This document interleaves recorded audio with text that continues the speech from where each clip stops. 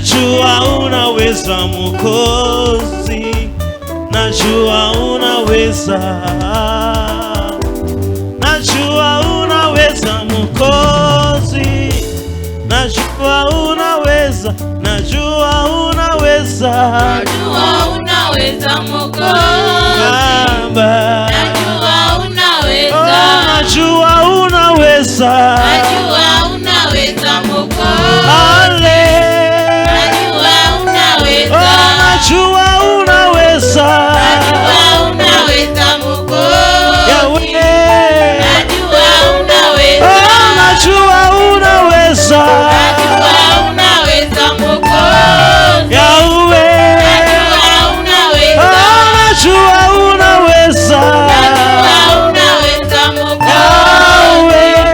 najua unaweza, oh, najua unaweza, najua unaweza Mwokozi, Yahweh, najua unaweza, oh, najua unaweza, najua unaweza Mwokozi, Baba, najua unaweza, oh, najua unaweza, najua unaweza Mwokozi, Yahweh, najua unaweza, oh, najua unaweza, najua unaweza Mwokozi, Baba, najua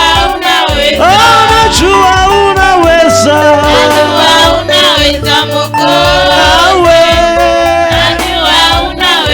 najua unaweza, najua unaweza Mwokozi, Yahweh, najua unaweza, oh, najua unaweza, najua unaweza Mwokozi, Yahweh, najua unaweza, oh, najua unaweza, najua unaweza Mwokozi, Yahweh, najua unaweza, oh, najua unaweza, najua unaweza Mwokozi, Yahweh, najua unaweza, oh, najua unaweza, najua unaweza Mwokozi, Yahweh, najua unaweza, oh, najua unaweza, najua unaweza Mwokozi, Yahweh, najua unaweza, oh, najua unaweza, najua unaweza Mwokozi, Yahweh, najua unaweza, oh, najua unaweza, najua unaweza Mwokozi, najua unaweza,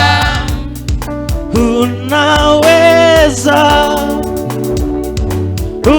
unaweza, Baba, unaweza, hakuna kama wewe,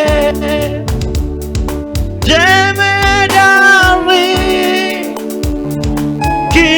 kimbilio, Baba, unaweza, hakuna kama wewe, unaweza Baba, unaweza, Yahweh, unaweza, Baba, Baba, unaweza, Yahweh, hakuna kama wewe, unaweza, unaweza, unaweza Baba, unaweza, Yahweh, Baba, unaweza, hakuna, hakuna kama wewe, unaweza, unaweza, unaweza Baba, unaweza, Baba, hakuna kama wewe, oh, unaweza Baba, unaweza, unaweza Baba, unaweza, Yahweh, Yahweh, hakuna kama wewe, oh, unaweza, unaweza Baba, Baba, unaweza, hakuna kama wewe, oh, unaweza, unaweza Baba, Yahweh, hakuna, oh, unaweza Baba, unaweza Baba, Baba,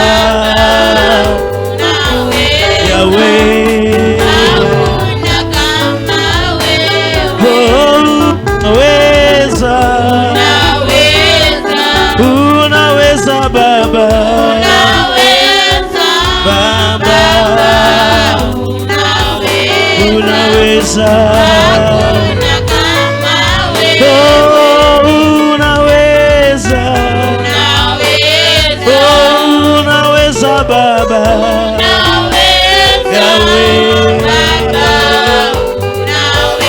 unaweza, hakuna kama wewe, unaweza, unaweza, unaweza Baba, unaweza, unaweza, hakuna kama wewe, unaweza, unaweza, unaweza Baba, Baba, unaweza,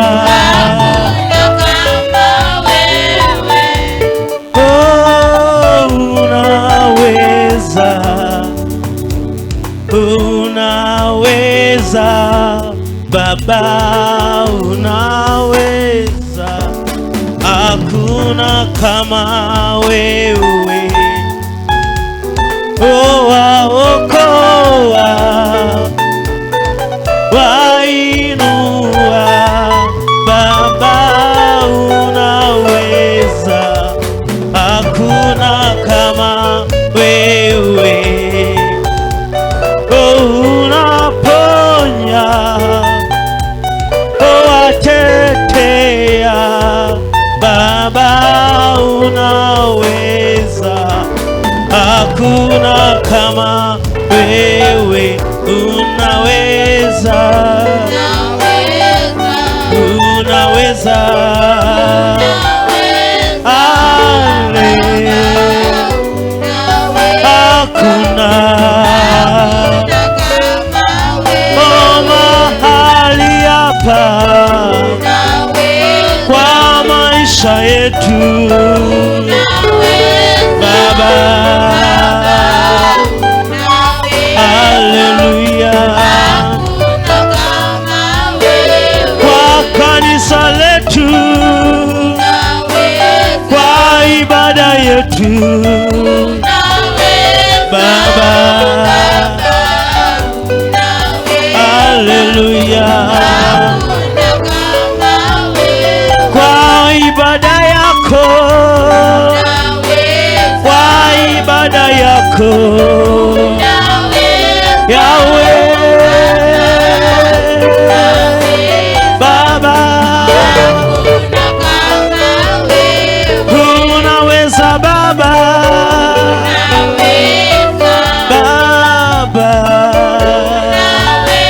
Yahweh,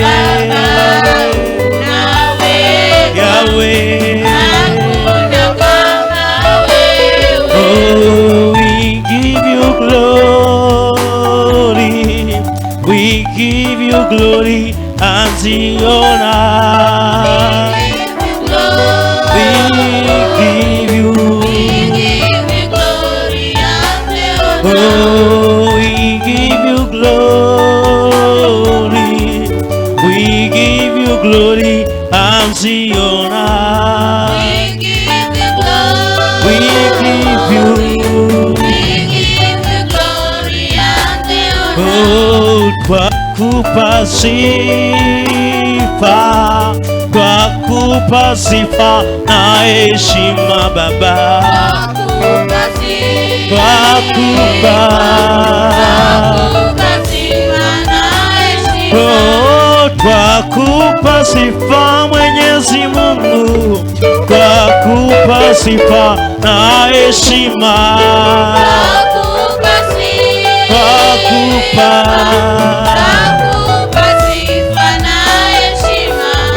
twakupa sifa Mwenyezi Mungu, twakupa sifa na heshima, twakupa sifa, twakupa sifa Elishadai, twakupa sifa na heshima, twakupa sifa, twakupa sifa Elishadai,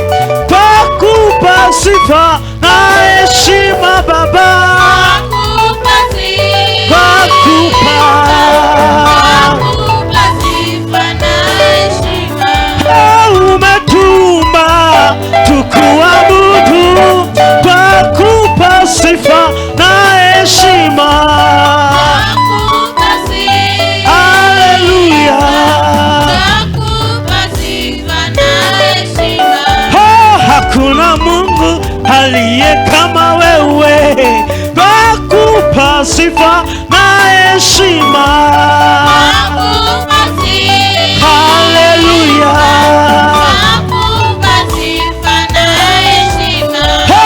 Ibada yetu ni yako Bwana, twakupa sifa na heshima.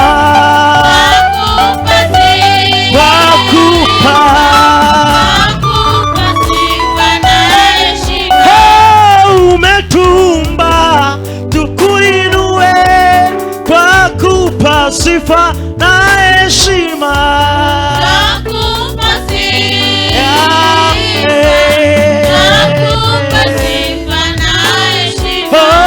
Twakupa sifa zote dadi, twakupa sifa na heshima.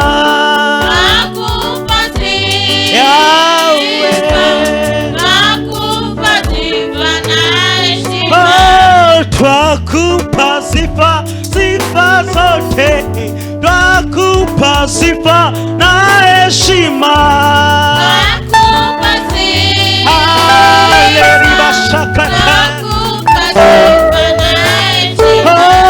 Twakupa sifa Mwenyezi Mungu, twakupa sifa na heshima. Baba,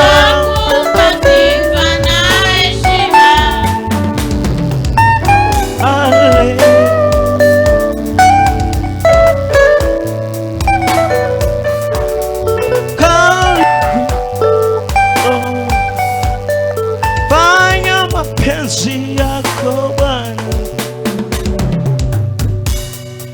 Rikashanderebo zantala malibra zikata, rikalabo shelelebo zantala malibra zikata, rikashanderebo libra zintaya. Karibu fanya mapenzi yako sasa Bwana, karibu fanya mapenzi yako sasa, karibu fanya mapenzi yako sasa, karibu fanya mapenzi yako. Umetulinda, umetutetea Baba yangu na kurudishia shukrani. Asubuhi ya leo ambia Bwana asante kwa neema yako, kwa kibali chake Jehova Jireh. Ametutetea wiki mzima, ametulinda tangu mwaka uanza, ametufikisha asubuhi ya leo. Kuna wengi walitamani kuona asubuhi ya leo lakini hakuwezewa. Mshukuru tu Mungu, mwambie asante kwa kila jambo ambalo ametutendea. Baba asante, asante Mungu wangu, asante Mungu wa baba, Mungu wa Abrahamu, Mungu wa Isaka, tunakurudishia shukrani Baba. Umetulinda, umetupigania Baba yangu, nasema tu ni asante. Asante kwa ulinzi wako, kwa utetezi wako Jehova. Umetulinda Baba yangu tangu wiki ianze, umetufikisha asubuhi ya leo. Nasema tu ni asante Mungu wangu. Asante kwa kulinda jamii zetu. Asante kwa kutupigania, asante kwa kututetea Baba yangu. Umetuepusha na hatari Baba, nasema ni asante. Umetuepusha na magonjwa Baba yangu, nasema ni asante.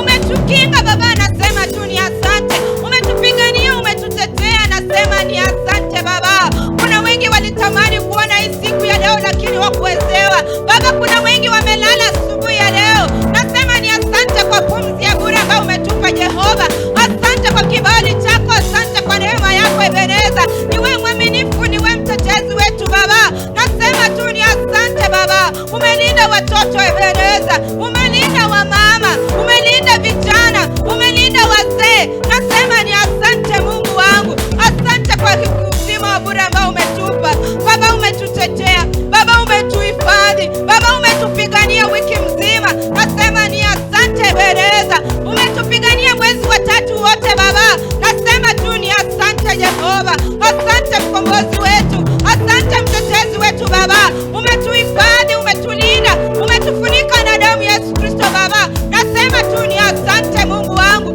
Asante kiongozi wangu, asante Ebeneza. Hakuna mwingine kama wewe Baba. Ninakuinua asubuhi ya leo, ninakupa sifa kutoka ndani ya moyo wangu, ninakurudishia shukrani Ebeneza. Nasema ni asante Baba. Umetulinda tuliposafiri Jehova, umetutembeza salama, umetufikisha hapo hekalu yako Baba, nasema ni asante. Asante Baba yangu, asante Mungu mwaminifu, asante kiongozi wangu, asante Jehova, asante Ebeneza. Hakuna mwingine kama wewe Baba.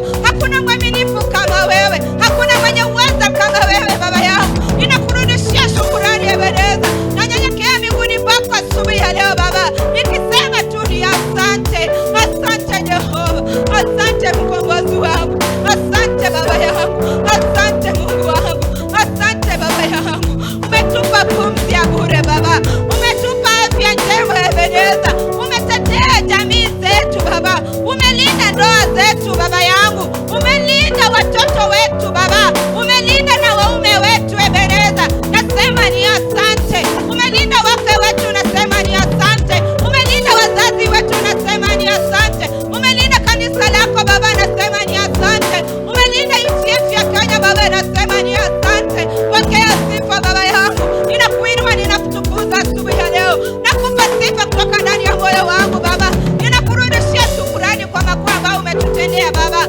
Asante Mungu wangu, asante mkombozi wangu, umetupigania Jehova, umetuepusha na ajali, umetuepusha na magonjwa Baba yangu, umetuepusha na vifo vya mapema Ebeneza. Nasema ni asante mkombozi wangu, asante mtetezi wangu Baba, ninakushukuru Jehova, umetuponya Ebeneza, umetupigania wiki mzima Baba, umetujengea ulinzi Ebeneza. Nasema tu ni asante Mungu wangu, asante Ebeneza, asante Shaddai, asante Mungu wangu, nakuinua na kutukuza Baba.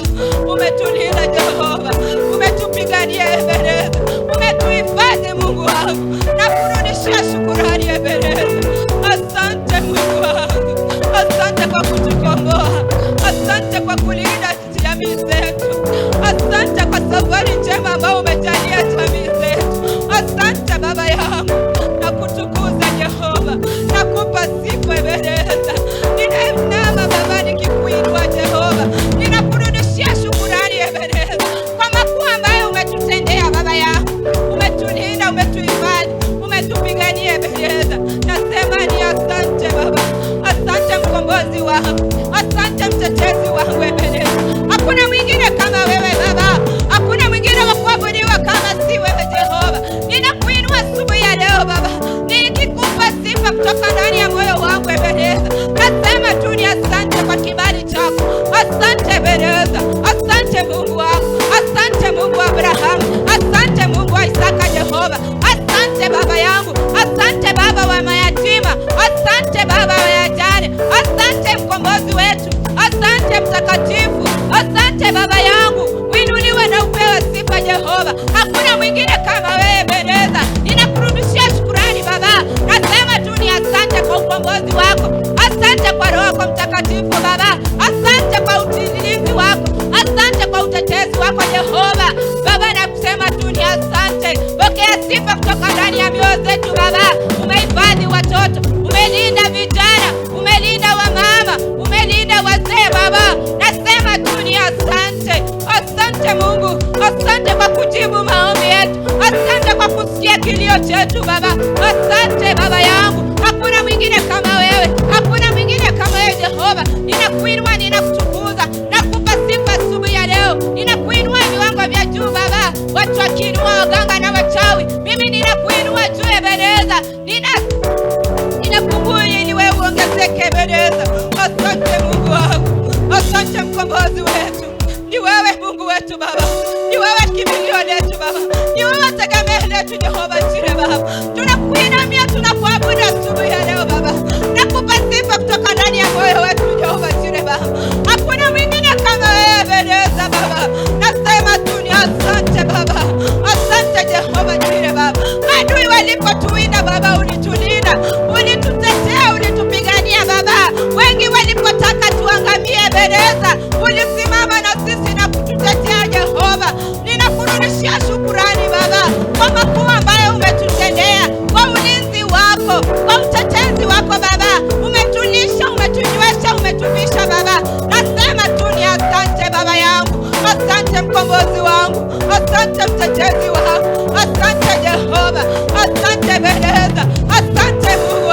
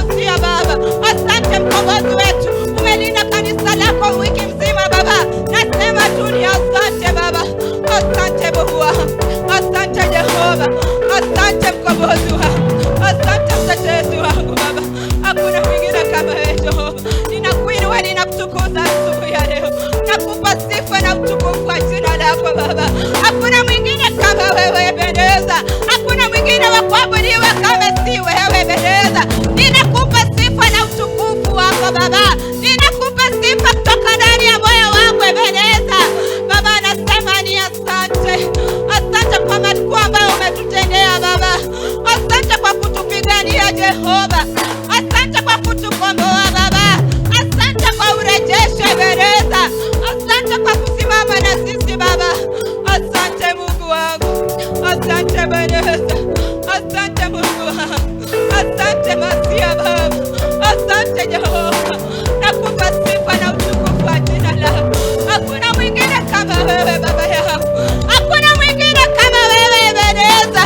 Nasema tu ni asante Baba yangu, asante mwaminifu, asante mkombozi wangu, asante mtetezi wangu, asante Masia Baba, asante Baba yangu, asante Masia, asante Jehova, asante Masia Baba. Onekana Baba, tutembelee Masia Baba. Ni wewe mwaminifu Baba, ni wewe mkombozi wetu, ni wewe kimbilio letu Baba, ni wewe tumaini letu Ebeneza. Nasema tu ni asante Baba yangu, asante Mungu wangu, asante mkombozi wetu, asante mtetezi wetu Baba. Ni wewe kimbilio letu Jehova, ni wewe tumaini letu Mungu wangu. Ninakushukuru Ebeneza, nasema tu ni asante Baba yangu, nakuinua Ebeneza. Ninakushukuru Jehova, nasema tu ni asante Baba, asante Masia Baba, asante Mungu wangu, asante El Shaddai, asante Mungu wangu. Pokea sifa Ebeneza, pokea sifa mtakatifu. Hakuna mwingine kama wewe Baba yangu, hakuna mwenye uweza kama wewe Mungu wangu. Ninakushukuru asubuhi ya leo Baba, ninakutukuza asubuhi ya leo Mungu wangu. Ni wewe kimbilio letu Ebeneza, ni wewe tumaini letu Mungu wangu. Ninakushukuru kwa makuu umetutendea Baba, ninakushukuru kwa yale ambayo umetutendea Baba. Asante Mungu wangu, asante Jehova, asante Baba. Asubuhi ya leo Baba, nakuja mbele zako nikiwa mtenda dhambi. Ninatubu Baba, ukaweze kunisamehe. Nisamehe mtakatifu Baba, nisamehe Ebeneza, ukanioshe ukanitakase Baba. Asubuhi ya leo ninatubu kwa ajili ya kanisa lako Baba. Nakuomba Baba, ukaweze kutusamehe, ukaweze kuturehemu Baba. Samehe watoto Ebeneza, samehe vijana Mungu wangu, tusamehe ukatuoshe ukatutakase Baba. Samehe wamama wamekutenda dhambi, wamejichafua Ebeneza, wameenda kinyume na matarajio yako Ebeneza, wamekosa kutii sauti yako Baba. Asubuhi ya leo ninatubu kwa ajili yao, ukaweze kuwasamehe Baba. Baba tusamehe, Baba tusamehe, tusharehemu Ebeneza. Baba tusamehe Mungu wangu, tusamehe mtakatifu, tusamehe Ebeneza, tusamehe Mungu wa amani, tusamehe. Hakuna mwingine kama wewe Baba yangu. Asubuhi ya leo natubu kwa ajili ya wazee Baba, ninakuomba ukaweze kutusamehe. Samehe kanisa lako Ebeneza, tumekosa kuishi kulingana na amri zako Baba, tumeenda kinyume na neno lako Ebeneza. Baba tusamehe, Baba turehemu asubuhi ya leo. Baba tusamehe, samehe vijana Baba, warehemu asubuhi ya leo Ebeneza. Samehe wamama Mungu wangu, Baba tusamehe asubuhi ya leo. Samehe viongozi wako Ebeneza. Inua sauti yako mwambie Baba yangu, Bwana, kuna jambo nimetenda mbele yako, jambo ambalo halijakupendeza. Mwambie Mungu, ni wewe nimekutenda dhambi peke yako, hatupendezi. Mwambie Bwana, ni wewe nimekutenda dhambi peke yako. Mwambie Bwana, ni wewe nimekujeruhi, ni wewe nimekutendea dhambi. Ashilisha, mwambie Bwana, iwapo dhambi yangu ni nyekundu kama damu, mwambie Bwana, naomba uisafishe, naomba uisafishe, naomba uisafishe. Sisi si wakamilifu kwa Bwana. Wiki nzima kuna mambo mengi tumepitia, dhambi imetukera Bwana, hawezi kutufikia. Dhambi imesababisha uhusiano wetu na Mungu ukakufa. Dhambi imefanya urafiki wetu na Mungu ukakufa. Kwa hivyo bado tuko na nafasi ya kumwambia Bwana ya kwamba dhambi yangu hii mbele yako daima. Ambie Bwana, dhambi yangu hii mbele yako daima, nisamehe. Mimi sikustahili kwa vyovyote Bwana Mungu. Ambia Bwana nisamehe dhambi yangu. Wachana na dhambi ya mumeo. Ambia Bwana ni dhambi yako unatubu. Ambia Bwana ni wewe nimekutenda dhambi peke yako. Wewe kuna dhambi unajua. Biblia inasema kuna dhambi kubwa na ndogo. Kumbuka mwezi nzima tumekuwa tunazungumzia habari ya dhambi. Ambia Bwana kitu kinaweza tuweka mbali na wewe ni dhambi. Ambia Bwana kitu kinaweza sababisha mimi na wewe tusiwe marafiki ni dhambi. Mkumbushe Bwana kuna dhambi imenikatalia. Kuna dhambi imenikatalia. Mwambie Bwana kuna dhambi imenikatalia. Kuna dhambi imenikwamia. Mwambie Bwana kuna dhambi imenikwamia. Hata nijapo tubu na kuomba kuna dhambi imenikatalia. Mwambie Bwana ni wewe nimekutenda dhambi peke yako. Katika ujana wangu, katika ndoa yangu, katika majira yangu. Mwambie Bwana kuna dhambi imenilemea. Ninakuinulia mikono kwa ajili ya kugairi dhambi. Gairi dhambi. Neno la Bwana zungumza katika Ezekieli ya kwamba kama watu walio na katika Yeremia watu walioitwa kwa jina langu watajinyenyekesha na kuacha njia zao mbaya, ndipo Bwana Mungu ataweza kutujilia sisi. Na Bwana naye anazungumza katika Ezekieli ya kwamba iwapo dhambi zetu tutagairi mbele ya Bwana tutaweza kuishi. Bwana anasema gairini mkapate kuishi. Gairini mkaishi. Aweza kufanya tukaishi ni Kristo Yesu. Kupitia kutubebea dhambi, japo kwa alitubebea dhambi tupate muunganiko na Mungu, lakini bado tunaishi katika majira ya dhambi. Macho yaweza sababisha wewe ukakosana na Mungu. Hisia zaweza kufanya ukawa mbali na Mungu. Jamii yaweza fanya wewe ukawa mbali na Mungu. Watoto na hata ndoa yaweza fanya ukawa mbali na Mungu. Wazazi wanaweza fanya wewe mtoto ukawa mbali na Mungu. Mwambie Bwana ninagairi, naishi mbele zako na gairi kama kuna dhambi yoyote nimesahau. Ambia Bwana mkumbushe iwapo kuna dhambi yoyote nimesahau. Iwapo kuna dhambi yoyote nimesahau. Kama kuna dhambi yoyote nimesahau ambao sijaitubia kutoka katika utoto nikiwa mtu mkubwa. Ukiwa mtoto ambie Bwana kijana kwamba kuna dhambi yoyote Bwana nimesahau. Inaungama kwa ajili ya hiyo dhambi nipate rehema. Oh, Bwana ataleta rehema kwa sababu ni dhambi zimetutenganisha na Mungu. Tunatenganishwa na Mungu kwa sababu ya dhambi. Wengine ni dhambi ya kiburi. Wengine ni dhambi ya kutokunyenyekea, kutokutii, kutokuvunjika. Wengine ni kujifanya special and inside us hakuna specialist. Bwana anataka ya kwamba saidi ya mno tukamtambue majira yake jinsi yalivyo. Majira yake ni ajabu na uwezo wake ni wa ajabu ndani yetu. Kwa hivyo yatupasa mpendwa kumkumbusha Mungu ya kwamba kuna dhambi tumetenda. Wacha dhambi ya wazazi. Tumeishi kutubu juu ya dhambi ya wazazi, lakini dhambi yetu sisi wenyewe hatujaitubia dhambi yetu. Ambia Mungu juu ya dhambi yako. Wachana dhambi ya jirani. Wacha dhambi ya bwana yako. Wacha dhambi ya bibi yako. Wacha dhambi ya watoto. Mwambie Bwana wewe uhusiano wako na Mungu.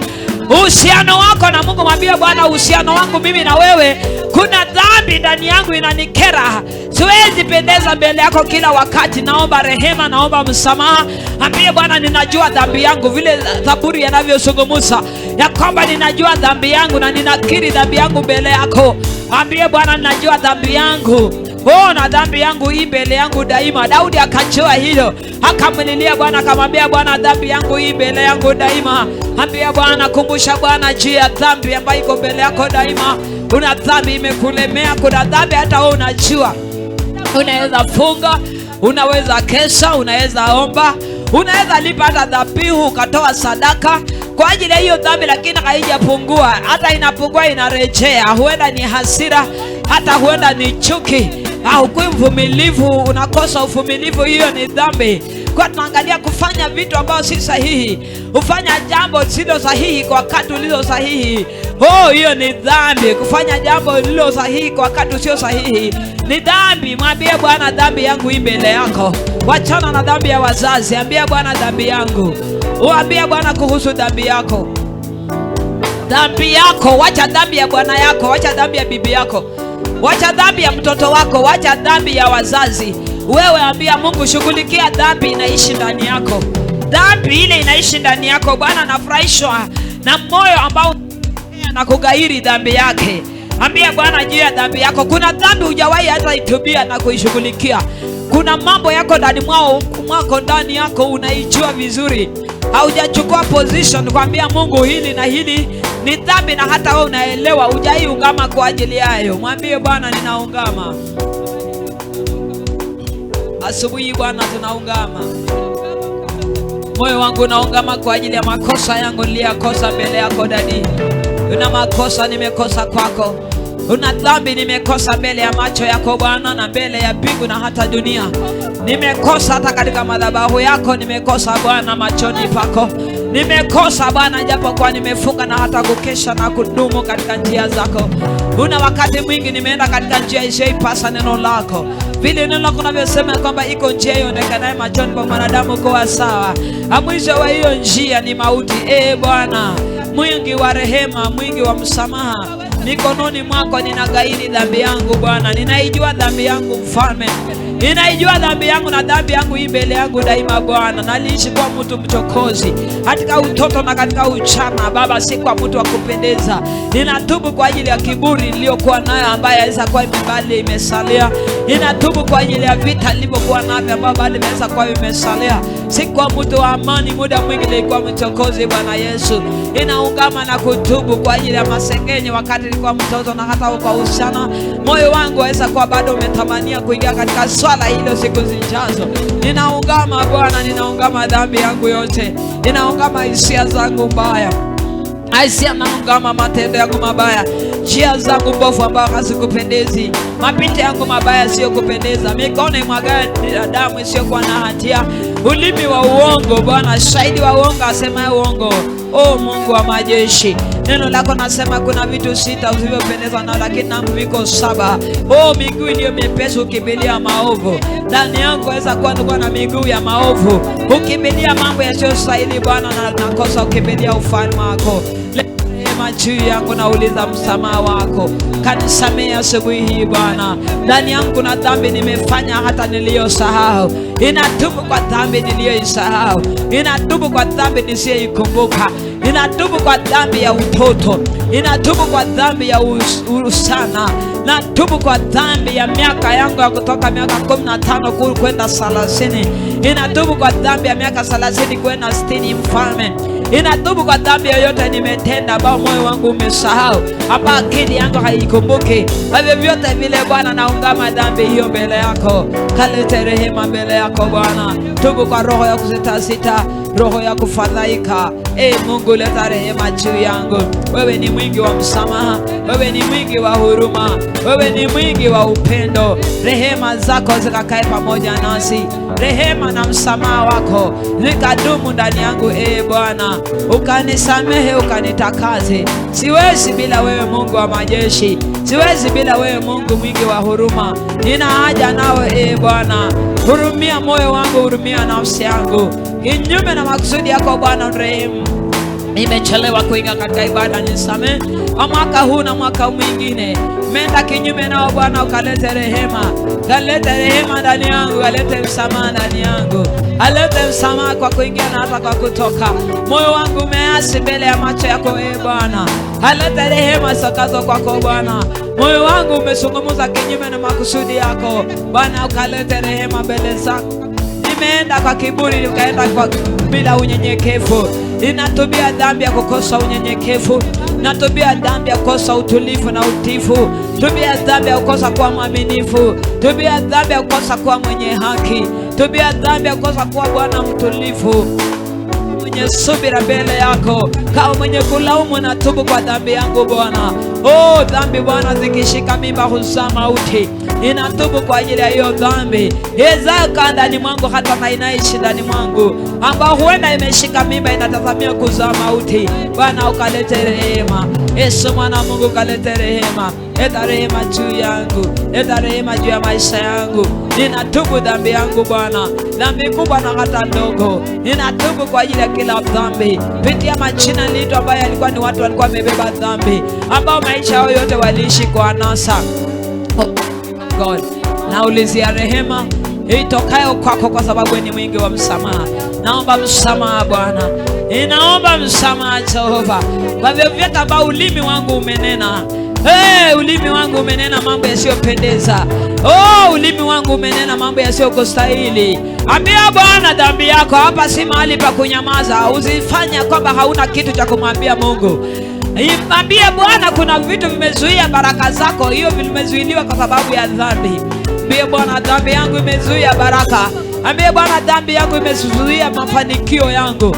Mafanikio ya mtu kutokwenda mbali ni kwa ajili ya sababu za dhambi wakati mwingine. Ambie Bwana ukosefu wa mafanikio yetu ni kwa ajili ya dhambi. Mara mingine tumetranspass, tukapita katika maingilio ambayo Bwana hakusudia. Tukajichanganya na watu ambao Bwana, tribes ambao Bwana hajakusudia na kufurahia. Mwambie Bwana nimeshiriki, nikakaa, nikakula, nikakunywa katika mesa zisizokuwa zako.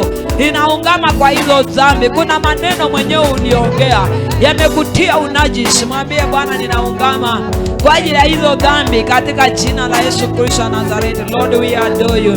Jehovah, we honor you. Redeemer, we honor you. Father, Abba Father. Jehovah Shalom, wewe ni Mungu unaishi. Ewe ni Mungu unatawala. Una dhambi ya ulimi, dhambi ya midomo, una dhambi ya macho ndani yangu, una dhambi ya mikono. Mikono yangu imegusa na ikashiriki dhambi. Ulimi wangu umeshiriki dhambi, midomo yangu imeshiriki dhambi. Hisia yangu Baba imeshiriki dhambi. Ninatubu mbele yako. Ninatubu kwa dhambi yoyote Bwana ambayo hisia yangu imeenda kinyume nayo. Macho yangu yamehusika Bwana mahali pakubwa. Midomo yangu imehusika pakubwa Bwana. Hata moyo wangu ukashiriki kwa dhambi. Ninaungama dhambi yoyote iliyo ndani ya moyo wangu wa siri. Kuna dhambi ndani yangu ambao haziniruhusu kwenda umbali. Ninatubu dhambi yoyote ambao nakumbuka na hata kusahau. Kama ulete rehema mbele yako Bwana, ulete rehema. Achilia rehema yako ikaje juu yangu kwa ajili ya msamaha. Ninatubu Baba dhambi nilifanya, dhambi niliyoifanya mimi Baba, dhambi niliyoshiriki Baba. Tangu nisaliwe kuna dhambi mingi nimeshiriki Bwana na hata sijazitubia. Zingine nilitubu na ningali nimerudia. Nikawa kama nguruwe aliyooshwa karudi kumeza Baba kulamba matapiko. Jehova Baba Father Jehova nisi. Ninaungama kwa hiyo dhambi nikihitaji msaada wako. Nahitaji rehema yako Baba. Nahitaji msamaha wako, msamaha wako, msamaha wako. Msamaha wako Bwana, msamaha wako Bwana. Msamaha wako Bwana, msamaha wako juu yangu. Ninauliza msamaha wako maishani mwangu. Ninauliza msamaha wako Bwana ili nijalie niweze kuwa na ushindi. Ushindi hautapatikana Bwana ndani yangu kama kaliko na dhambi. Ninadai unisaidie niepuke dhambi. Saidie niepuke dhambi, dhambi iuayo, dhambi yenye maovu, dhambi ya hila, dhambi ya hila.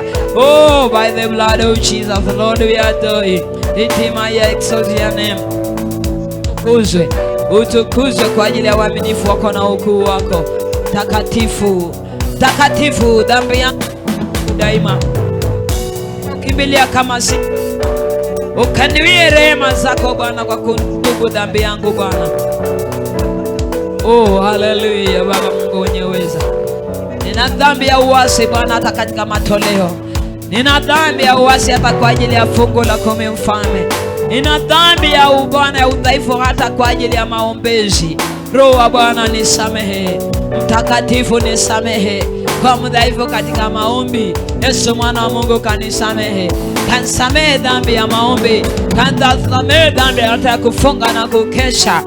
Kansamehe wa rehema, mwingi wa huruma. Be glorified Lord my God. Be lifted Jehovah Abba Father. You are worthy, you are worthy, you are worthy. You are worthy, you are worthy, you are worthy. You are worthy, oh my Lord. Thank you Jesus. Ambia Bwana dhambi ya siri. Mwambie Bwana naileta mbele yako, kuna dhambi ya siri ambao hakuna juaye hata mzazi wangu. Ambia hata hakuna juaye kama ni mume wangu ama mke wangu. Hata kama wazazi walikufa kama hawajui hiyo dhambi yako. Hata kama we ni mjane, mume walikufa kama hajui hiyo dhambi yako. Hata mke walijua kufa kama hajui. Wanao hawajui dhambi yako. Mwambie Bwana, mshirikishe Bwana. Mwambie Bwana dhambi yangu mbele yangu daima, dhambi ya siri. Dhambi ya siri imenitenganisha na wewe Mungu. Mwambie Bwana nina dhambi ya siri imenizuia mimi na wewe. Ambie Bwana dhambi yangu imenizuia na wewe. Ambie Bwana, dhambi yangu imenitenganisha na uso wako. Oh, dhambi ilimtenganisha mwanadamu na Mungu. Oh, Mungu akafanya waamuzi, akamleta mwanawe wa pekee Yesu Kristo ili akamuunganishe tena, lakini kwa ajili ya uasi bado tunaasi, bado tunarudi mahali kumbuka ya kwamba kusudio la Mungu kwetu ni kwamba tunusurike kutoka katika maovu, tunusurike kutoka katika njia mbovu ili tukaurithi ufalme wa Mungu. Hakuna atakayerithi ufalme wa Mungu akiwa hata baada amebeba vitu vilivyo vya siri. Ambie Bwana, dhambi yangu mbele yangu. Kuna dhambi hata hujaiambia mchungaji, hata ulipokuwa kanisa lile lingine hatujawahi mwambia kwa sababu unaogopa. Is the right time today mwambie Bwana, sijaogopa, ninapeana dhambi hii kwa sababu hii dhambi ndiyo imenizuia baraka yangu. Kuna dhambi ya siri imezuia wewe baraka yako. Kuna dhambi ya siri unaijua, hiyo hauwezi ambia mtu, hiyo unasema hadi kukufa. Hiyo dhambi ndio unazungumzia. Mwambie Mungu juu ya hiyo dhambi, ya kwamba hii dhambi ni wewe unajiambia na Mungu. Hapa hauambii mtu. Ambie Mungu, hii dhambi tu, hii imezuia hii dhambi. Thank you Jesus. Mwambie Bwana, hii dhambi ikiniondokea, hiyo pekee mimi ni mshindi. Thank you Jesus. Ushirikiano wetu na Mungu utaonekana tu wakati sisi mwanadamu utafanya uhusiano bora na Mungu. Kwa kutambua makosa yetu na kugairi dhambi yetu, Mungu ataturehemia.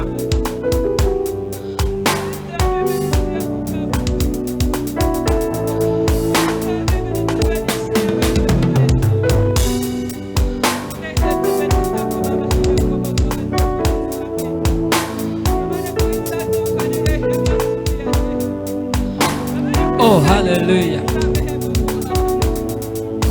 Dhambi, nasungumuzia dhambi.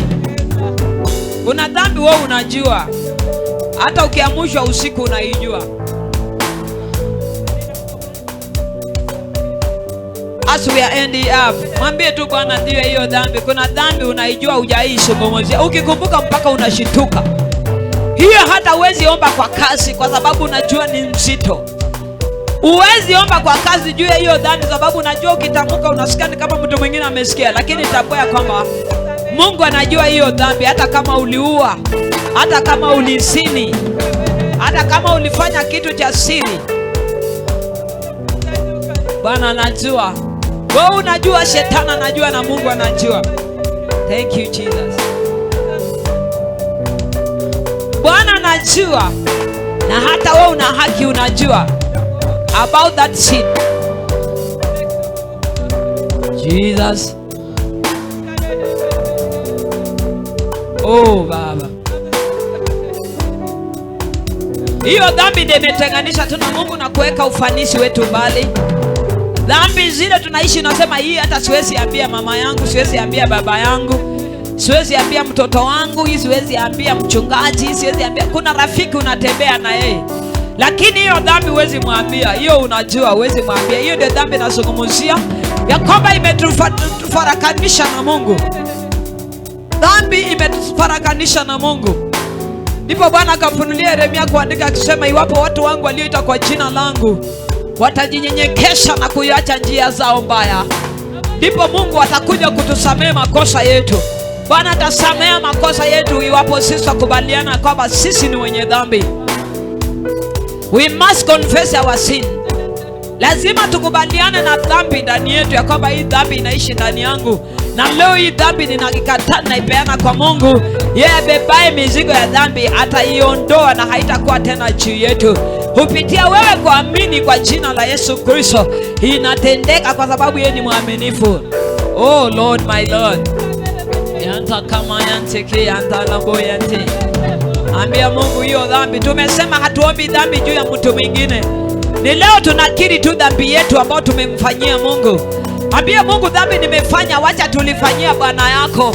Mwambie Mungu, dhambi niliyoifanya nilifanya kwako wewe Mungu, na nikaifanya katika dunia na katika mbingu. Ninakiri dhambi niliyoifanya, kwa sababu hata kama ulifanyia mwanadamu ulikuwa unafanyia Mungu. Kama ulifanyia mwanadamu, Biblia inasema kwamba na upende mwenzako kama unavyojipenda, na mwenzako ameumba kwa mfano wa Mungu. Oh, hallelujah. Jesus.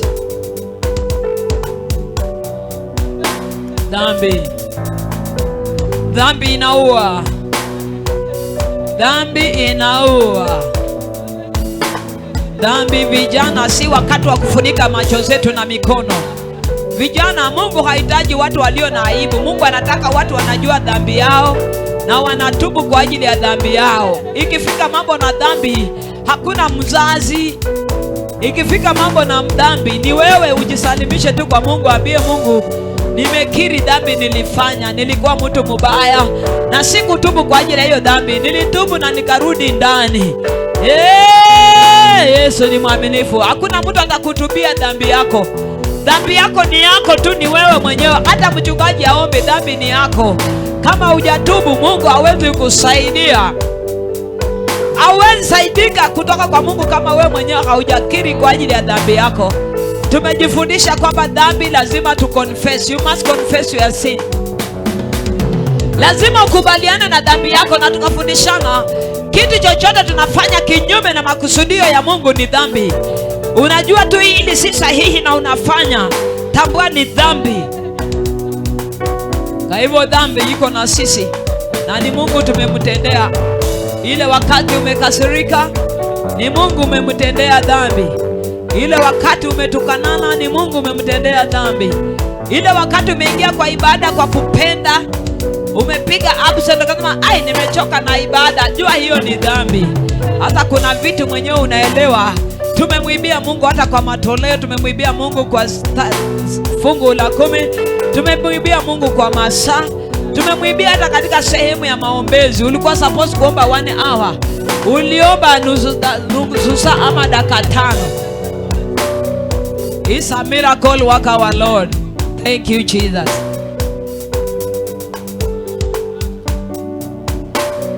Inua tu sauti yako, mwambie Bwana, naomba uniumbie moyo wa unyenyekevu.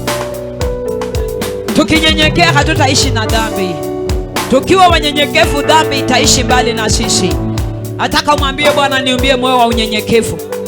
Wakati unakosa moyo wa unyenyekevu, hapo ndipo dhambi inaingia, sababu kiburi, kazi ya kiburi ni kuharibu chochote kilicho kizuri. Mwambie Bwana, ninaomba uniumbie moyo wa unyenyekevu. Ninaomba Bwana uniumbie moyo wa unyenyekevu. Bwana, niumbie moyo wa unyenyekevu. Ondoa roho ya jiwe ndani yangu. Ambie Bwana, naomba uniumbie moyo wa unyenyekevu. Niumbie moyo wa unyenyekevu. Niumbie moyo wa unyenyekevu. Niumbie moyo wa unyenyekevu. Naomba uende na ratiba ya maombi. Ambie Bwana, niumbie moyo wa unyenyekevu. Usiende kinyume na ibada. Ambie Bwana, niumbie moyo wa unyenyekevu. Tulikuwa na moyo wa unyenyekevu, adui akakuja kaiba. Bwana alikuwa ameumba moyo wa unyenyekevu, shetani akakuja akachukua. Akaweka moyo wa kiburi, akaweka moyo mubaya, akaweka moyo usiovunjika. Ambie Bwana, niumbie moyo wa unyenyekevu. Naomba moyo wa unyenyekevu. Moyo wa unyenyekevu. Ambie Bwana, naomba moyo wa unyenyekevu. Moyo wa unyenyekevu. Moyo wa unyenyekevu. Niumbie moyo wa unyenyekevu Bwana. Niumbie moyo wa unyenyekevu. Watoto tumbiwe moyo wa unyenyekevu. Vijana tumbie moyo wa unyenyekevu. Wamama tumbie moyo wa unyenyekevu. Wazee tumbie moyo wa unyenyekevu. Viongozi, Bwana aondoe roho ya jiwe, aweke roho ya unyenyekevu ndani yetu. Ambie Bwana, niumbie moyo wa unyenyekevu. Moyo wa unyenyekevu Bwana, kufanya nao kazi. Moyo wa unyenyekevu, moyo wa unyenyekevu. Kwa sababu tumeungama na tumetubu. Ambie Bwana, naomba moyo wa unyenyekevu. Niumbie moyo wa unyenyekevu, sababu unyenyekevu ni tunda la Roho. Unyenyekevu ni tunda la Roho Mtakatifu. Unapopokea unyenyekevu, Roho wa Mungu ataishi pamoja nasi. Roho wa Mungu atatufanyia mambo yetu kuwa mambo yetu atakuwa mepesi kwa sababu ya nguvu ya Roho wake Mtakatifu. Oh, haleluya. Ambie Bwana, niumbie moyo wa unyenyekevu. Niumbie moyo wa unyenyekevu katika huduma. Niumbie moyo wa unyenyekevu katika jamii. Niumbie moyo wa unyenyekevu katika majira nayoishi. The Holy Spirit of God. Niumbie Baba, niumbie Baba, nisikie kanisa la Mungu likiulizia moyo wa unyenyekevu. Hata utakapokuwa na mambo mazito ndani mwako, ukiwa na moyo wa unyenyekevu, pendo, utashinda vita kwa sababu uko katika tunda la moyo wa unyenyekevu.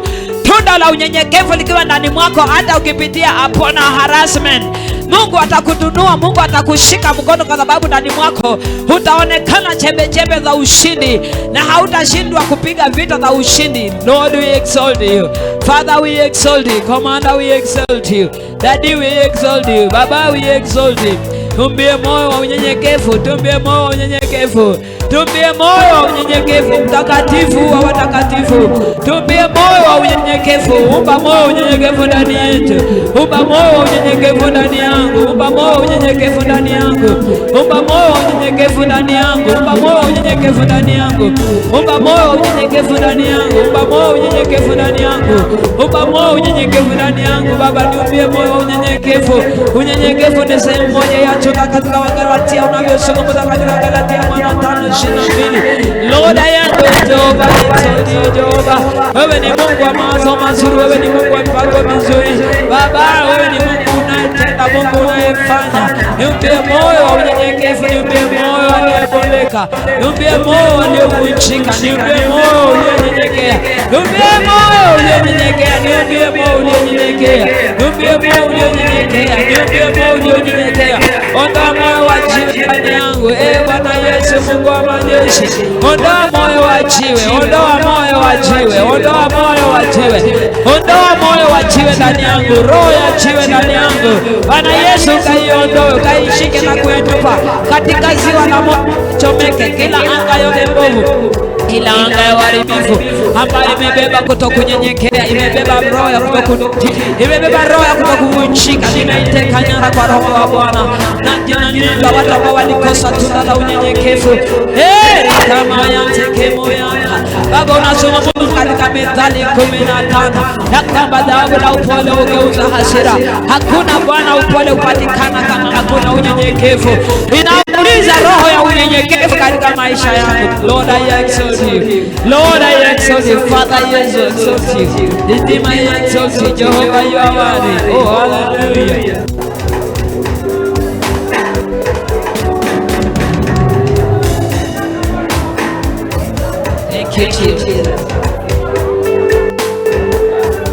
Moyo wa unyenyekevu, moyo wa unyenyekevu.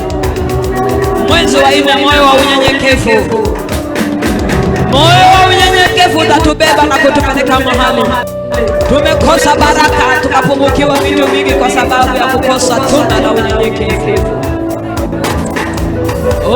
Ambia Bwana tunda la upole, tunda la upole, tunda la upole. Ambia Bwana, naomba uniambie tunda la upole. Inua sauti yako, ambia Bwana, nahitaji moyo wa upole. Iwe na upole Bwana, ondoa spidi ndani yangu.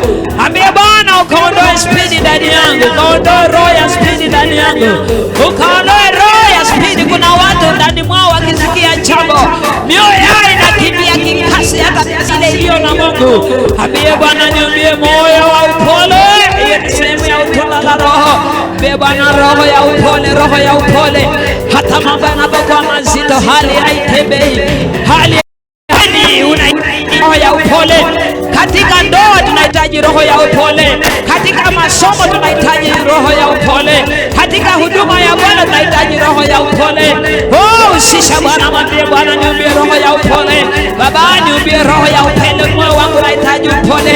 Japo sikia mambo si mazuri katika ndoa, mambo si mazuri katika jamii, mambo si mazuri kule kazini, mambo si mazuri katika shule, mwanafunzi, tafuta roho ya upole, ni tunda la Roho. Ambie Bwana, omba roho ya upole. Biblia inasema kwamba roho ya upole hugeuza, jibu la upole hugeuza Bwana hasira, hugeuza mambo yaliyo mazito. Bwana akitumbia roho ya upole, tunakuwa salama. Thank you Jesus.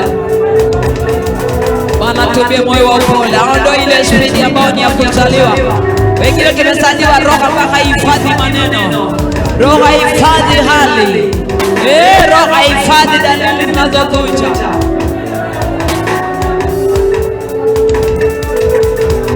Oh, hallelujah. Roho ya upole. Uliza roho ya upole. Wanafunzi, tuinue mikono yetu kama Mungu. Praise and worship. When you are praising and worship and you are not lifting your hands up, you go and sit down. We are not here to be forced with anyone. Kikuwa katika madhabahu, kaona kuinua mikono kwa mzito migani, sit down.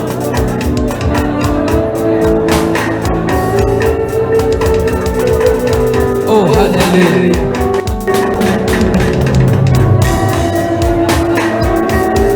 Inua sauti yako, mwambie Mungu, umbia moyo wangu amani. Umbia nafsi yangu amani. Umbia nafsi yangu moyo wa ndani amani. Nipokee amani. Vitu vyote vinahitajika kwa ajili ya amani ya Kristo Yesu. Ambia Bwana, naulizia amani. Amani ikae na maisha yako. Hata Yesu akaenda akasema na amani ikae nanyi. Yesu akasema na amani ikae akili ya wanadamu, ikakae na kila mmoja wetu. Inua tu sauti yako na huo mtoto wa kijana, mwambie Bwana, hata kama una amani, mwambie Bwana, ninauliza amani. Ninauliza mbingu liachilie amani katika maisha yangu. 2025 mbingu liachilie amani. Mwambie Bwana, naulizia amani. Kama hauna amani, this is the right time kuambia Bwana, ninauliza amani katika maisha yangu. Ninauliza amani katika kuingia kwangu na kutoka. Mwambie Bwana, ninaulizia amani. Naulizia amani moyo wangu. Tuko katika swala la maisha yetu. Unaombea nafsi yako, hauombii bwana yako leo, hauombii mtoto wako, hauombii mzazi. Lazima kwanza wewe upokee vitu ambao hauna. Pokea vitu ambao hauna, uchukue upatie watu wengine. Ambia Bwana, ninaulizia roho ya amani. Biblia inasema na tuwe na amani na kila mmoja wetu. Tuwe na amani kabla hata utoe sadaka yako, uwe na amani. Uwe na amani itokaye kwa Bwana. Ambie Bwana, kama moyo wako hauna amani, mwambie Bwana, moyo wangu hauna amani. Ambie Bwana, moyo wangu hauna amani. Ninahitaji amani ya Yesu Kristo, si amani ya wanadamu. Ninahitaji amani ya Yesu Kristo. Ambie Bwana, ninahitaji amani. Huenda wewe ndio sababu ya kila kitu kutokuwa katika maisha yako, kwa sababu moyo wako hauna amani. Ambie Bwana, ninauliza amani katika maisha yangu. Ninauliza amani katika moyo wangu. Ninauliza amani kwa maombi yangu. Nauliza amani yangu mimi na Roho Mtakatifu. Mungu liachilie amani. Ambie Bwana, dai amani, si Bwana amani ya Bwana yako. Amani yako binafsi, uliza Bwana amani.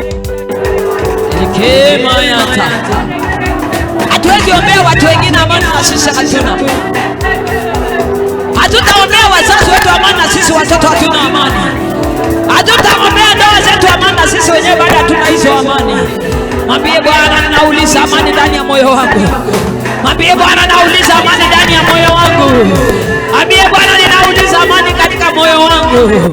Oh, haleluya. Oh, haleluya.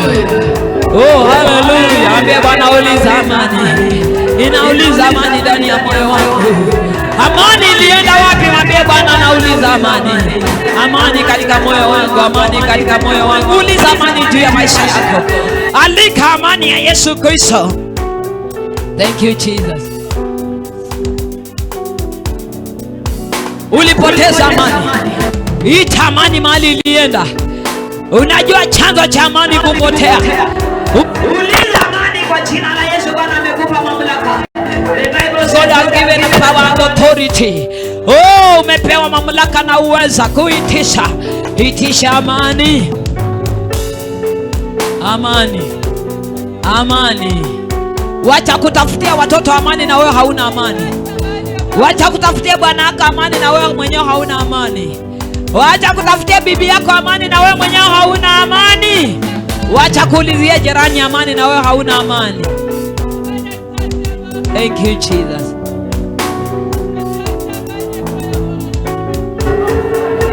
Amani. Amani ulienda wapi? Amani ya Bwana. Amani ya Bwana. Amani ukikosekana tumepoteza. Oh, ukikosa amani hauna chochote.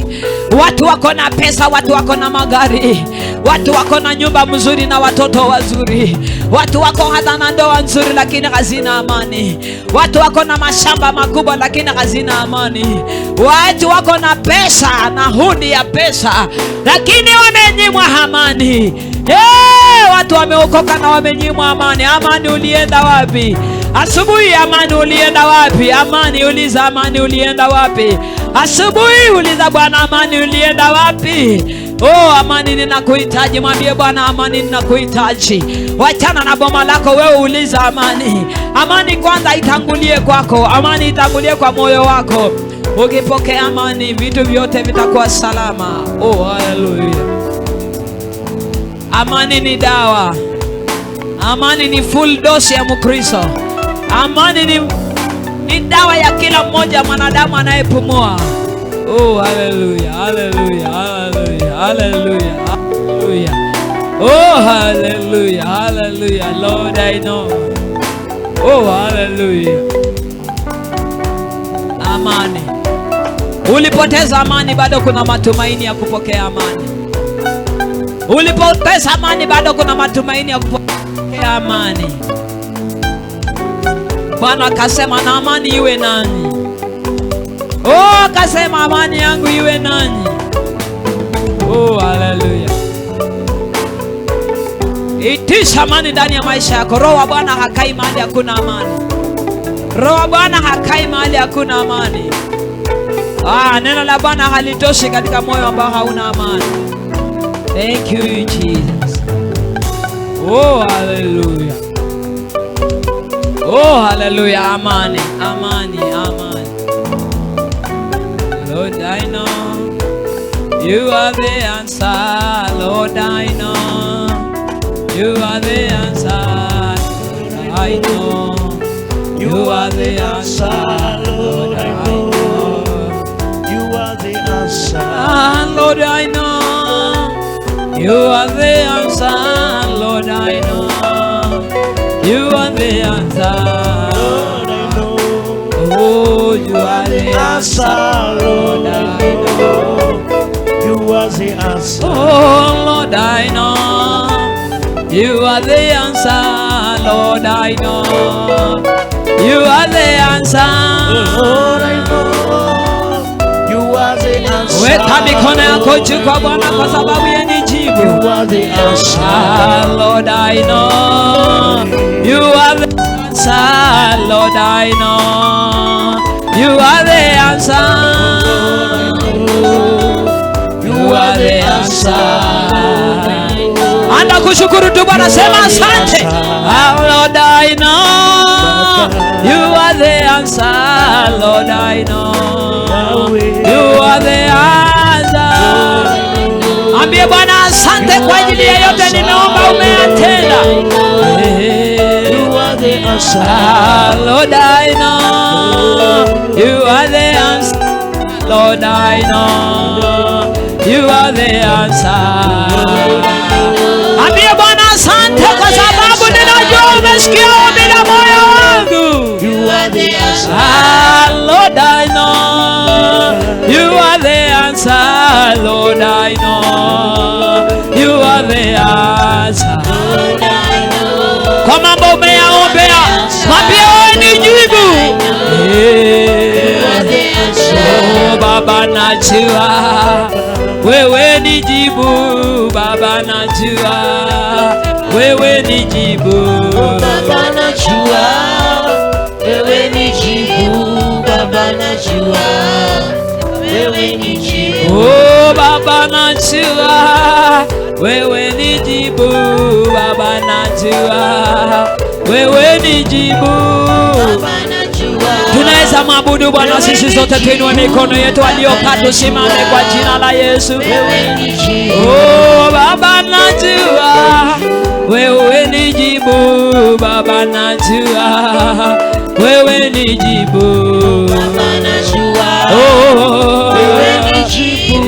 Baba najua wewe ni jibu. Baba najua wewe ni jibu. Baba najua wewe ni jibu. Baba najua asubuhi ni jibu. Ni nini ilikuwa imepotea? wewe ni jibu. Baba najua wewe ni jibu. Baba najua wewe ni jibu. Baba najua ukipokea wenyewe amani, amani itakuja yenyewe nyumbani ukiwa na mwana wa amani.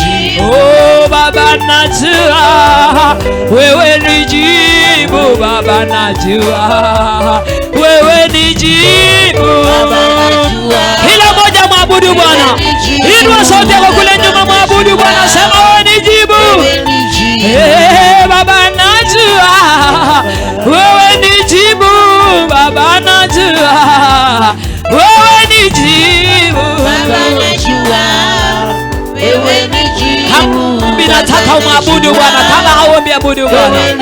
Oh Baba, najua wewe ni jibu Baba, najua wewe ni jibu. Tumwabudu Bwana sasa, tumwabudu Bwana sasa, tumwabudu Bwana. Wakati wa kuomba umeisha. Wewe ni jibu. Oh Baba, najua wewe ni jibu Baba, najua wewe ni jibu Baba, najua wewe ni jibu. Weka mikono yako juu, sisi zote tuangalie. Baba, najua wewe ni jibu Baba, najua wewe ni jibu Baba, najua. Sema Baba, wewe ni jibu ya boma lako, ya ndoa yako, ya maisha yako. Oh Baba, najua wewe ni jibu Baba, najua wewe ni jibu Baba, najua. Hakisha umeangalia madhabahu ya Bwana. Kama umeangalia kule nyuma, pinduka angalia madhabahu ya Bwana. Baba, najua wewe ni jibu Baba, najua wewe ni jibu Baba, najua wewe ni jibu Baba, najua. Abudu Bwana wewe mwenyewe. Wewe ni jibu. Baba, najua unanipenda sana Baba, najua wewe ni jibu Baba, najua. Nataka kila moja mwabudu Bwana, kila moja mwabudu Bwana, kila moja mwabudu Bwana. Oh Baba, najua unanipenda Baba, najua wewe ni jibu Baba, najua wewe ni jibu. Shida yako yeye ni jibu, matatizo yako ni jibu. Oh Baba, najua wewe ni jibu Baba, najua wewe ni jibu Baba, najua. Hata kama ni magonjwa, yeye ndiye jibu Baba. Oh, kilio changu chote unasikiza Baba, najua wewe ni Baba, najua wewe ni jibu.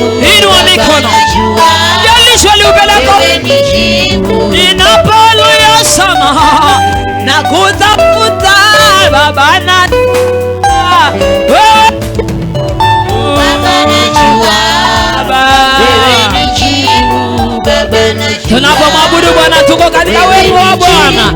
Oh Baba, najua wewe ni jibu Baba, najua wewe ni jibu Baba, najua wewe ni jibu Baba, najua wewe ni jibu. Najua utatenda Baba, najua wewe ni jibu Baba, najua wewe ni jibu Baba, najua wewe ni jibu. Amini Yesu ni muweza wa yote, yalishinda mimi, anaweza. Amini mimi, amini Yesu muweza wa yote, yalishinda mimi, anaweza. Amini naamini mimi, amini Yesu ni muweza wa yote, yaliyonishinda mimi, anaweza.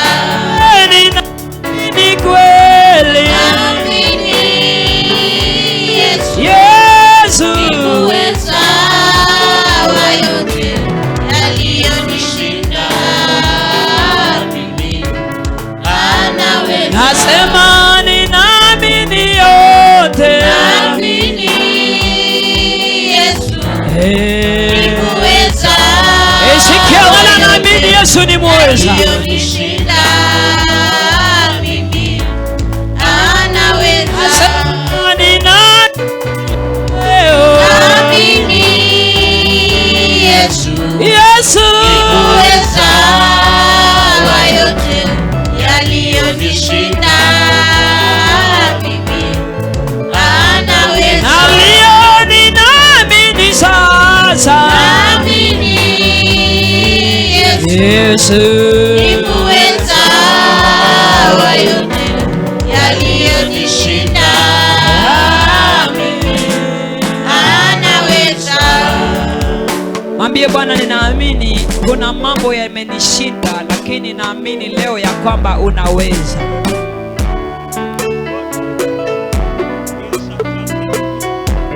Oh, hallelujah. Na usiseme tu nataka uchukue hatua ya kuamini.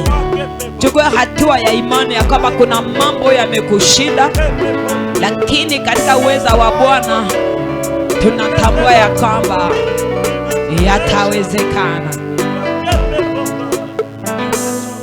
Thank you Jesus. Thank you Jesus. Thank you Jesus. Thank you Jesus.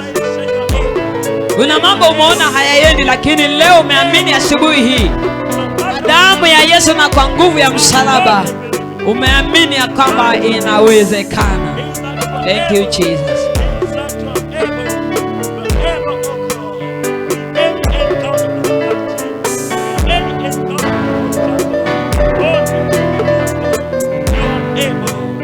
Thank you Jesus. Thank you Jesus. Unaweza Bwana. Unaweza Bwana. Unaweza Bwana. Unaweza, naamini ya kwamba unaweza hata ndani ya boma langu, unaweza ndani ya ibada, unaweza ndani ya hii huduma, unaweza ndani ya wanao wa kiume na wa kike, unaweza Mfalme. Unaweza katika madhabahu yetu, unaweza Bwana majeshi, unaweza ndani ya hii huduma. Unaweza wewe uliyenituma, unaweza Bwana, unaweza, mna jambo usiloliweza. Unaweza katika mambo yaliyo mazito ndani ya mioyo yetu, unaweza. Thank you Lord. Oh hallelujah. Baba anaweza. Amini Yesu anaweza. Amini Bwana anaweza. Kuna jambo umeombea miaka mingi, amini Bwana anaweza. Kuna magonjwa umetibu sana, amini Bwana anaweza. Mambo makubwa zaidi ya niombayo, mambo makubwa zaidi ya niombayo, mambo makubwa zaidi ya niombayo. Yes Lord. Mambo makubwa zaidi ya niombayo. Yes Lord. Mambo makubwa zaidi ya niombayo. Unaweza kufanya, unaweza kutenda mambo makubwa zaidi ya niombayo. Mambo makubwa zaidi ya niombayo. Bwana unaweza, unaweza kufanya, unaweza kufanya mambo makubwa zaidi ya niombayo. Mambo makubwa zaidi ya niombayo. Bwana unaweza, unaweza kufanya, unaweza kutenda. Yes Lord. Mambo makubwa zaidi ya. Unaweza inua viwango vyako vya imani. Mambo Bwana hufanya mambo kwa maabudu makubwa, si lazima uombe. Oh, mambo. Ambia aliye karibu na wewe, angalia madhabahu. Kama kuna yeyote hajaangalia madhabahu, mwambie angalie madhabahu ya Bwana. Oh, mambo makubwa zaidi ya niombayo. Oh, mambo makubwa, usiangalie ukuta. Oh, mambo makubwa zaidi ya niombayo. Oh, mambo. Isikie ukimwabudu Bwana sababu Bwana anaweza. Sio mchungaji anaweza kwa boma yako. Oh, mambo makubwa zaidi ya niombayo. Oh, mambo makubwa zaidi ya niombayo. Bwana unaweza kutenda, unaweza kufanya mambo makubwa zaidi ya niombayo. unaweza. Amini anaweza, sio mchungaji anaweza. Leo watu wamebadilisha ibada ya Mungu ya kwamba wachungaji ndio wanaweza, ya kwamba nabii ndio wanaweza, ya kwamba apostle ndio wanaweza. Hakuna, ni Mungu anaweza. Na unaweza, ni Bwana pekee anaweza, ni Bwana pekee anaweza. Wachana na waganga, wachana na wainjilisti. Bwana anawatumia tu. Oh, Bwana unaweza. Amini kwa shida yako, Bwana Yesu ndiye anaweza. Mungu wa mbingu ndiye anaweza, hakuna mwingine.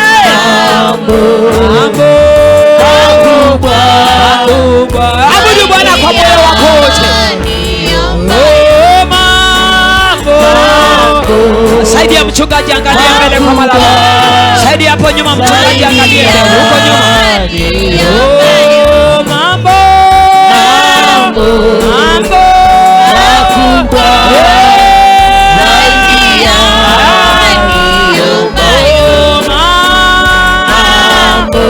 Hallelujah.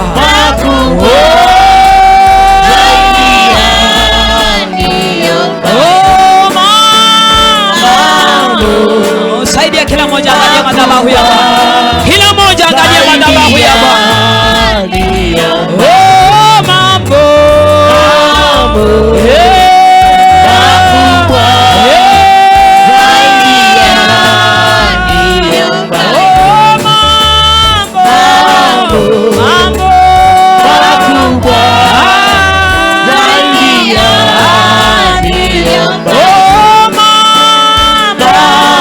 Nisikie kiabudu Bwana kwa moyo wako wote. Abudu Bwana kwa moyo wako. Oh, mambo. Ninajua kuna mambo wewe hauwezi, lakini Mungu wetu anaweza. Oh, mambo. Sema wewe mwenyewe.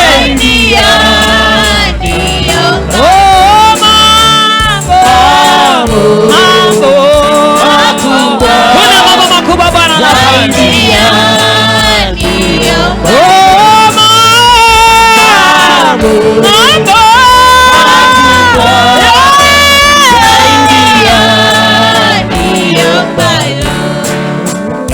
Kuna mambo makubwa ambao Bwana anaenda kufanya. Let me tell you this morning. Kusudio la Mungu hakupendeshwa kwamba wanadamu waamini kwa wachungaji.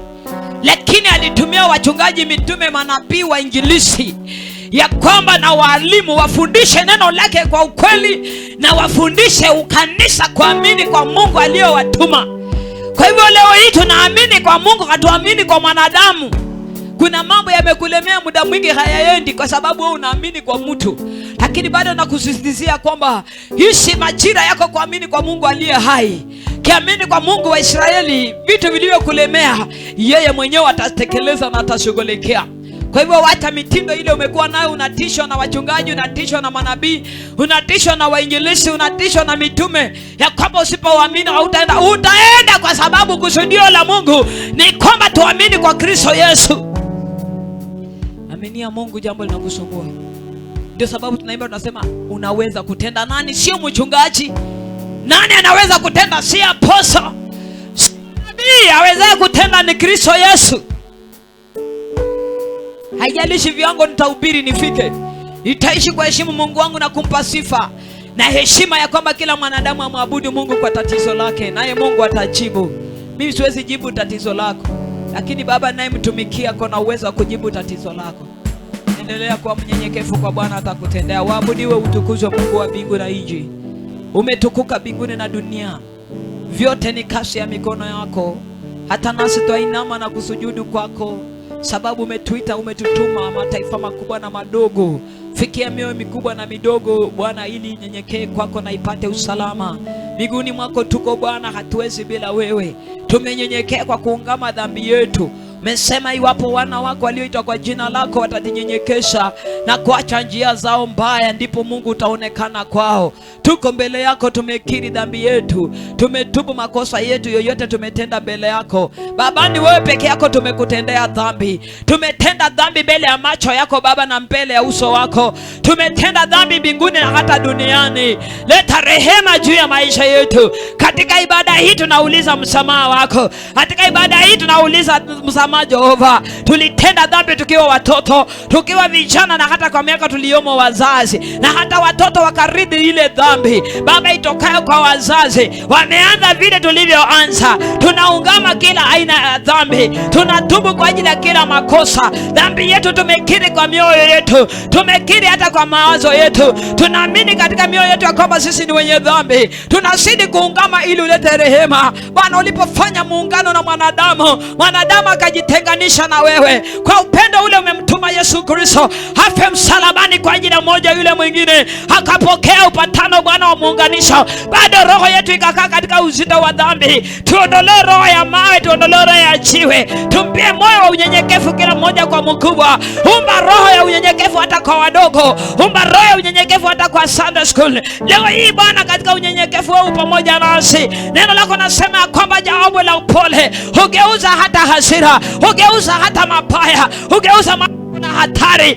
Umpia mioyo yetu upole. Ndani yetu umekosa upole. Tunaulizia tunda la upole, tunda la unyenyekevu, tunda la amani. Wengine wamekosa amani licha wana pesa Baba. Pesa kwao si tatizo, magari kwao si tatizo, usafiri kwao sio tatizo, vyakula kwao sio tatizo, maisha kwao sio tatizo, lakini wamepungukiwa na neno la amani. Asubuhi tumegairi Jehova, tukiuliza msaada wa amani katika moyo wa kila nafsi ya kila mmoja.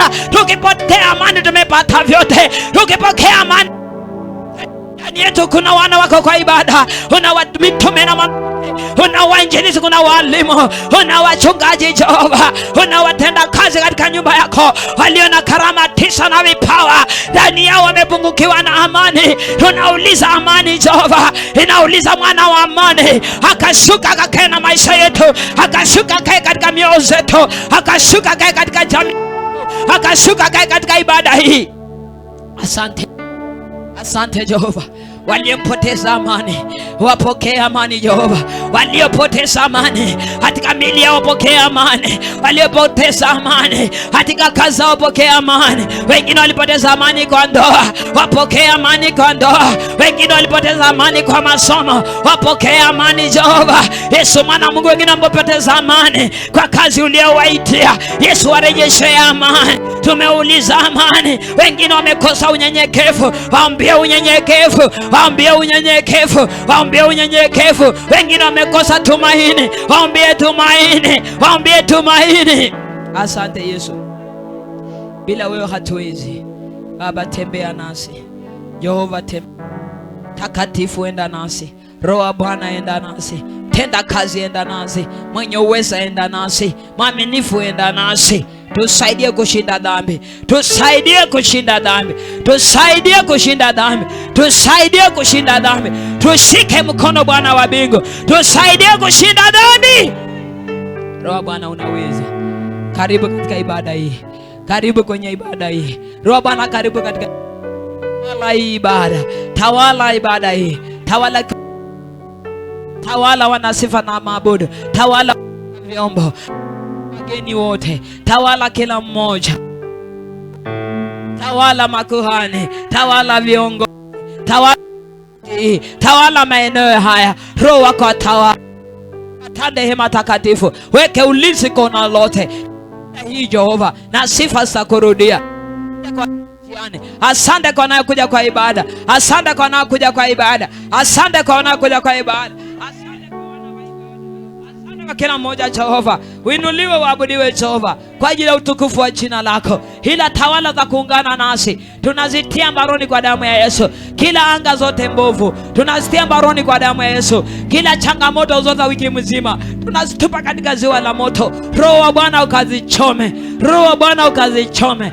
Roho wa Bwana ukachome kila maagano ya shetani, kila maagano ya majini, kila maagano ya devil worshiper, kila maagano ya kuzaliwa, roho ambazo zikumwabudu Bwana, roho ambazo zikutembea kwa matakwa ya Bwana, roho ambazo zikujitenga na dhambi, ambazo zingali zimejifunga juu yetu, tunazitupa katika ziwa la moto, zikaweze kuchomeka, ikaweze kuchomeka, ikaweze kuchomeka, ikaweze kuchomeka. Malkia wa baharini na nguvu zao Jehova wakaweze kuchomeka. Maajenti wa shetani na mamlaka yao wakaweze kuchomeka. Ila tawala ya Freemason ikaweze kuchomeka. Irisi na miungu yake, uchawi na uganga, kila aina madawa ikaweze kuchomeka, ikaweze kuchomeka, ikaweze kuchomeka. Ila roho chafu eneo hii ikashike moto wa Bwana. Majini yashike moto, manyoka yashike moto, burikenge zishike moto, magonjwa yashike moto, premature death zishike moto, ajali zishike moto. Roho wa Bwana tawala. Tawala ibada hii. Wema wako tawale kila moja. Wingu lako likaonekane, likatembele kila moja kwa ajili ya mwana wa amani. Sifa na utukufu ni zako. Baada inapoendelea tunakukaribisha Bwana, uwe mgeni mheshimiwa. Tawala ibada hii, tawala viungo vyetu, tawala nafsi za ndani, tawala nafsi za nje, tawala hisia zetu zigeuzwe na neno lako. Asante Bwana, kwa damu Yesu Kristo Kalvari, endelea kututendea makuu. Walio njiani utawaleta, walio katika ibada kule chini uko pamoja na. Baada zetu Nairobi mkononi mwako, baada ya Kitasuru iko chini yako, baada ya Mathare mkononi mwako, Hiseria iko mkononi mwako, Busia Township mkononi mwako, hata Busia nzima ibada zote ambazo zimehediwa Busia mkononi mwako, Marachi yote mkononi mwako, Kenya mkononi mwako. Asante Bwana Yesu, neema yako itoshe maisha yetu. Ni kwa Kristo Yesu tunaomba na hata kuamini. Makofi mazuri. Unaweza piga makofi mazuri mazuri mazuri. Sijaambia kikundi cha sifa kwenda kukaa chini. Sijui mmetoa wapi mamlaka. Hapa mahali huwa inawachoma tu kabisa. Aenda mkae chini wenye walikuwa wameenda. Kama ulikuwa umeenda enda. Wacha niite kikundi kingine ikuje. Wewe enda tu kama umeenda. Kuja Miriam. Kuja Rehema. Piga makofi mazuri. Tunapenda kumsifu Mungu kwa wimbo moja, naye ataweza kutubariki. Chukua microphone na Bwana atubariki, tupatie beat ya praise. Oh hallelujah. Uko tayari katika ibada ya Bwana? Oh hallelujah. Oh hallelujah. Karibisha jirani kwa ibada. Patie high five. Ambie ni hii mvua ilikuwa imekuzuia. Nilikuwa na kuombea ili ufike. Au endelee kuombea yule ambaye hajafika. Oh hallelujah. Haya, uko tayari? Kaa kwa anga ya hewa. Sio anga ya kwenda nje. Hapo ndio tunakosania anga. Hapo. Wewe kaa hapo. Kaa hapo kwa kiti hapo. Mimi sijatuma mtu nje. Umeomba nani ruhusa? Piga makofi kwa Yesu jamani.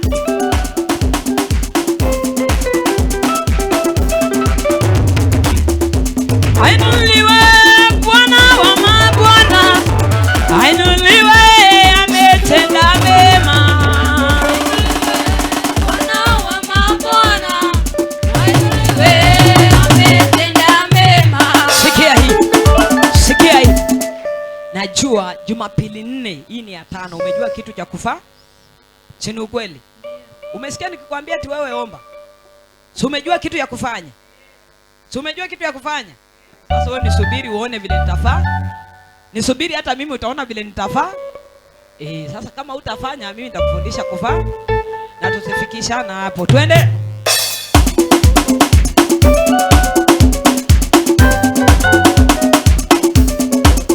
Monique tuna uhai. Holi mtoa mikono kwa sweta. Ainuliwe Bwana wa mabwana, ainuliwe, ametenda mema. Ainuliwe Bwana wa mabwana, ainuliwe, ametenda mema. Ainuliwe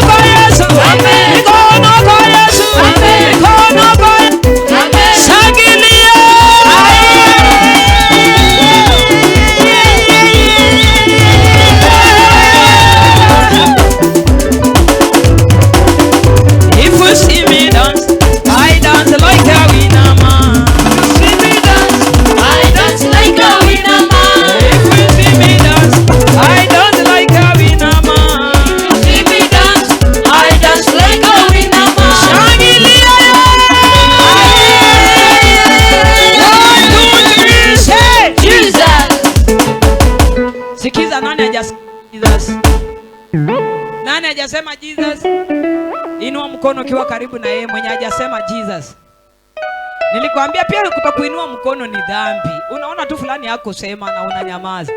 Tupigie kikundi cha sifa na maabudu. Tunapenda kukaa chini. Na Bwana atatubariki sana. Unajua hata usipopiga makofi ni dhambi. Tunajua tumejifundisha tu vitu ambavyo vinaonyesha kwamba dhambi ni nini. Tukazungumzia sisi wenyewe, tukajikuta kwamba tunaelewa maana ya dhambi. Sasa ukiwa kwa ibada usemi amen, hiyo ni dhambi. Uko kwa ibada nasema tuombe na uombi, hiyo ni dhambi. Tunaimba na wewe hauimbi, hiyo ni dhambi. Tunaimba na wewe unaomba, hiyo ni dhambi. Tunaimba na wewe umekaa, hiyo ni dhambi. Tunaomba na wewe unaimba, hiyo ni dhambi. Sasa unaona wewe lazima ujue mipaka yako. Haleluya.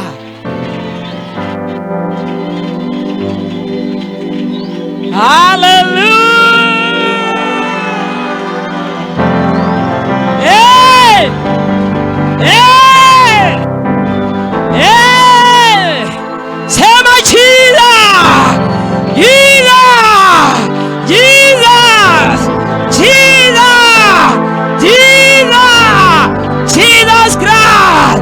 Jesus Christ! Jesus! You are here right now. You are here right now, Jesus. You are here, Jehovah. Sema uko hapa. Yesu! Yesu! Yesu! Uko hapa. Uko hapa. Nisikie mtu anasema Yesu uko hapa. Yesu uko hapa. Yesu uko hapa. Yesu uko hapa. Ako hapa right now. Ako hapa. Ako hapa. Ako hapa. Ako tayari kufungua mtu. Ako tayari kutana na hitaji ya mtu. Ako hapa kukomboa maisha ya mtu. Yesu yuko mahali hapa kuinua mtu viwango vingine. Hale someone shout Jesus Christ. Utasema Yesu uko mahali hapa. Uko mahali hapa kwa yeye ukombozi. Yesu anatupeleka viwango vingine. Yeye anatupeleka viwango vingine. Anatubeba viwango vingine. Oh hallelujah.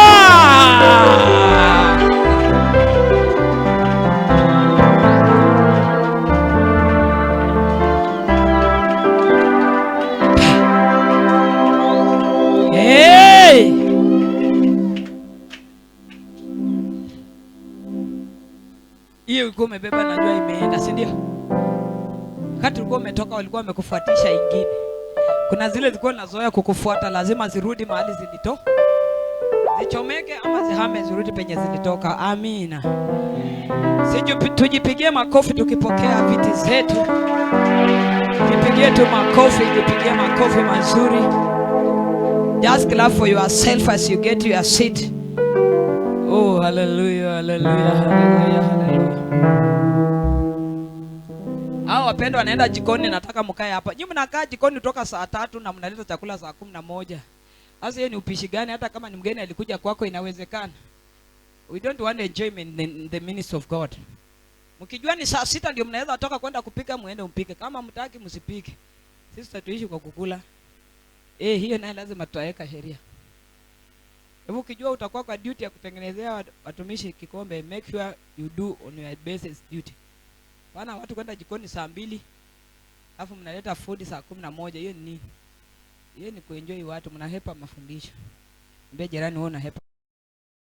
Kuna siku alikuwa huko. Niulize ni wewe.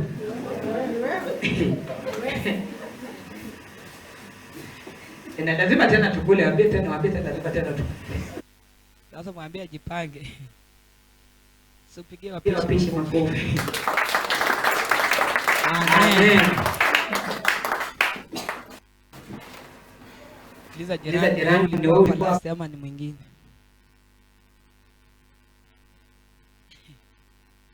Umeona? Ni nani? Sio huyo mwenye. Nauliza huyo mwenye kwa karibu na wewe ndio huyo alikuwa ama si huyo? Kama si muuliza alienda wapi na umuoni kwa ibada. Haleluya.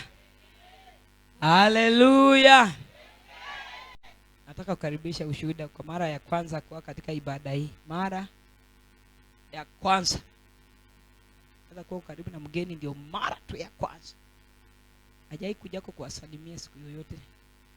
Ndio umemuona tu amekuja leo. Ako ainua mkono. Haya, anasema